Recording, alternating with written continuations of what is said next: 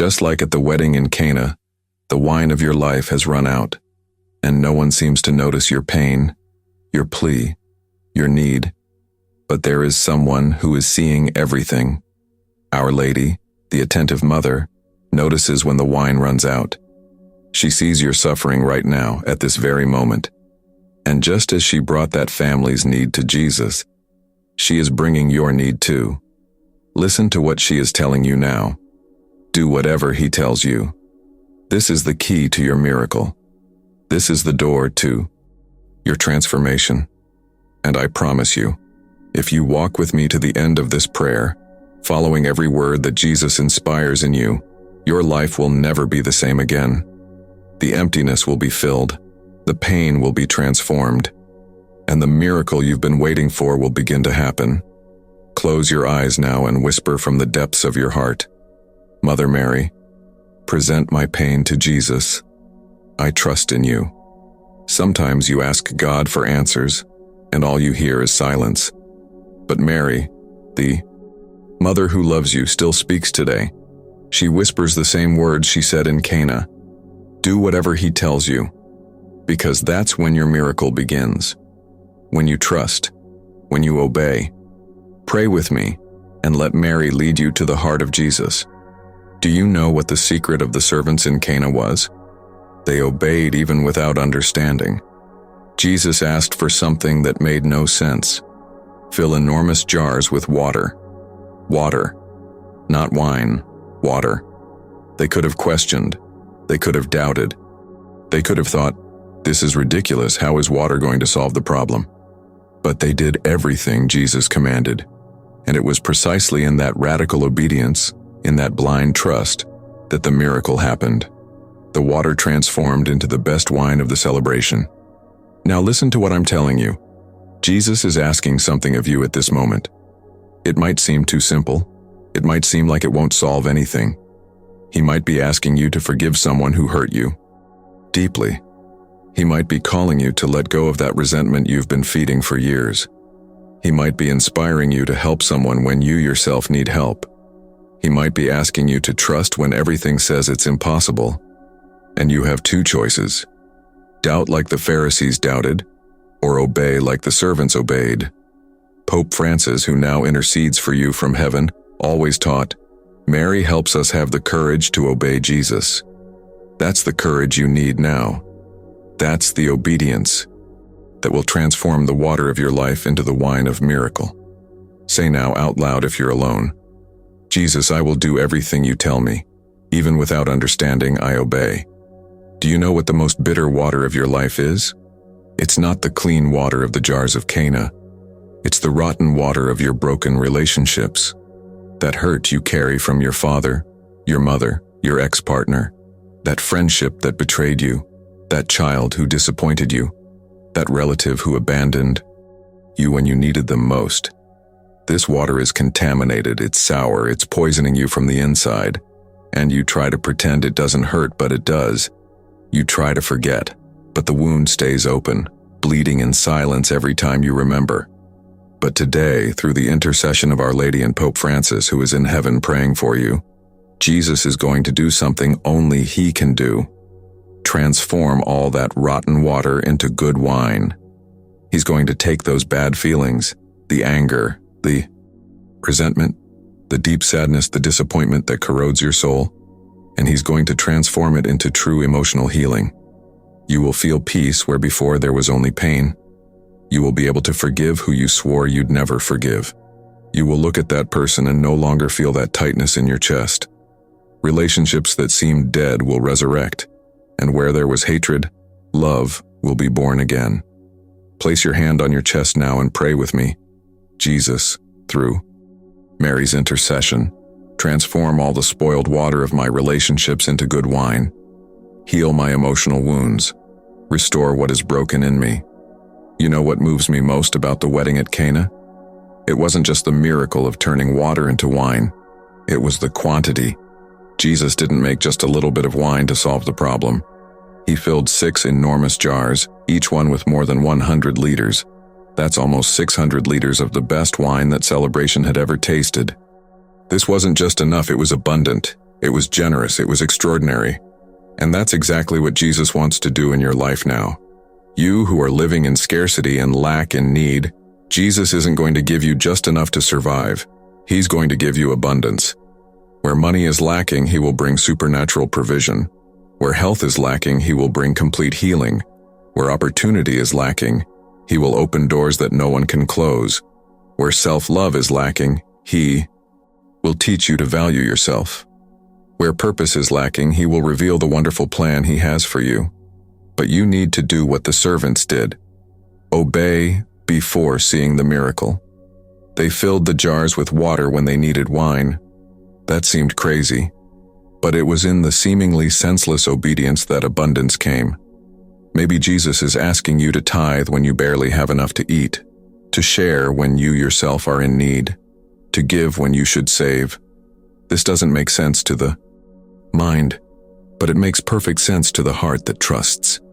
Raise your hands now and declare with faith, Jesus, I trust in your abundance. Where there is lack in my life, let the wine of miracle come. I obey even without seeing. Have you noticed that Mary asked for the miracle, but Jesus didn't act right away? He said, "My hour has not yet come." But Mary didn't give up. She simply trusted and told the servants, "Do whatever He tells you." And in God's perfect time, the miracle happened. Maybe you're wondering, why is my answer taking so long? I've prayed so much, I've asked so much, I've trusted so much, and nothing. Listen carefully to what I'm going to tell you. God's delay is not denial, it's preparation. Jesus was waiting for the exact moment so the miracle would be even greater. If He had given the wine right at the beginning of the celebration, no one would have noticed the difference. But He waited until the natural wine ran out completely, so that the supernatural wine would be noticed by everyone. In the same way, Jesus is waiting for your own strength to completely run out, so that when the miracle comes, you know with absolute certainty that it was He who did it. It wasn't your ability. It wasn't luck. It wasn't coincidence. It was the finger of God acting in your life. Pope Francis always said, God never arrives late, but He doesn't usually arrive very early either. He arrives at the right time, at the time that will glorify His name and strengthen you in faith. So stop despairing about the timing. God's clock is different from yours, but it's perfect. Take a deep breath now and say with conviction, Jesus, I trust in your perfect timing. Even when it seems to take long, I know you are preparing something greater for me. Imagine the scene. You're a simple servant at that celebration. Your job is to serve, obey, stay silent. And suddenly Mary, the guest's mother, comes to you and says, do whatever He tells you. You look at Jesus, and He, with that penetrating gaze, orders something absurd. Fill the jars with water. Your heart races. You think, they need wine, not water. They're going to fire me. They're going to humiliate me. This makes no sense at all. Fear screams inside you. Logic paralyzes you. But you choose to obey anyway. That's exactly what Jesus is asking of you today. He knows you're afraid. Afraid to forgive and be hurt again. Afraid to start over and fail once more. Afraid to trust and be betrayed again. Afraid to dream and have your heart shattered one more time. But listen, true faith is not absence of fear. It's obeying despite the fear. It's taking the step even with your legs trembling. It's forgiving even with your heart bleeding. It's loving even with your wounded soul. Because when you act in faith, even trembling, that's when the Holy Spirit acts with power. Our Lady knows what it's like to be afraid and still trust. She was afraid when the angel appeared. She was afraid at the foot of the cross. But she always said yes, and each yes of hers generated miracles. Put your hand over your racing heart and say, Jesus, I'm afraid, but still I obey. Transform my fear into faith, my paralysis into action. When the master of the banquet tasted the wine that Jesus created, he was amazed and said to the bridegroom, everyone serves the good wine first, and when the guests have drunk freely, then the poor wine. But you have kept the good wine until now. Do you understand what this means for your life? It means that God is saving the best for last. You who have spent years suffering, years in darkness, years thinking your life had no more fix. God is saving your best chapter for now. Your best phase didn't stay in the past. Your best relationship wasn't the one that ended. Your best job wasn't the one you lost. Your best version isn't the one from years ago. The best is coming. The best wine is being prepared at this exact moment. Everything you've lived up to now, each pain, each tear, each disappointment was just preparation. You were emptying the old jars so Jesus could fill them with new wine. You were removing the common wine from your life so God's extraordinary wine could enter. And do you know what the difference is between the wine the world offers you and the wine Jesus gives you? The world's wine intoxicates for a moment and then leaves you worse than you were. But Jesus' wine truly satisfies, truly heals, truly transforms.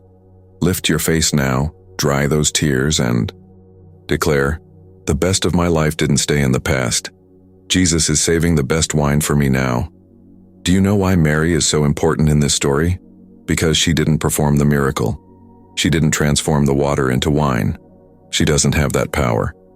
But she did something only a mother knows how to do. She took you to the one who can do everything. That's what Mary is doing with you now. She's holding your hand, wiping your tears and taking you to Jesus. She's saying, "Look, my son. Look at this person's pain. Look at the broken heart. Look at the destroyed life. Do something." And Jesus, who never denied anything to his mother, is looking at you with those eyes full of compassion and saying, "I will take care of everything. I just need you to trust me and do what I ask you." Pope Francis, who now intercedes from heaven together with Mary, always taught that the fastest way to Jesus is through the Immaculate Heart of Mary. She doesn't compete with Jesus. She leads you to Him. She doesn't steal your devotion. She multiplies your faith. So today, stop trying to solve everything alone. Stop carrying that enormous weight on your back. Give everything into Mary's hands and let her present your cause to Jesus. Trust in the powerful intercession of this mother who never abandons her children. Mother Mary, I give my life into your hands. Take me to Jesus. Intercede for me. The servants of Cana were never the same after that day. They saw with their own eyes the water transform into wine. They knew exactly what had happened. And do you think they stayed quiet? Impossible. They told everyone. And that's exactly what's going to happen with you. When Jesus transforms your life, when the miracle comes, and it will come, you won't be able to stay silent.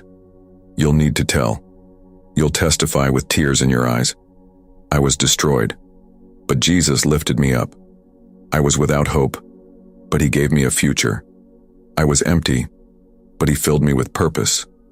And do you know what's going to happen? Your testimony will impact the people around you. That friend who's thinking of giving up on life will look at you and think, if God did that for her, He can do it for me too. That relative who lost faith will be inspired by your story. That neighbor who never believed in miracles will have to admit, really, God exists. The miracle you're going to receive isn't just for you. It's to transform the community around you. It's to light hope in extinguished hearts.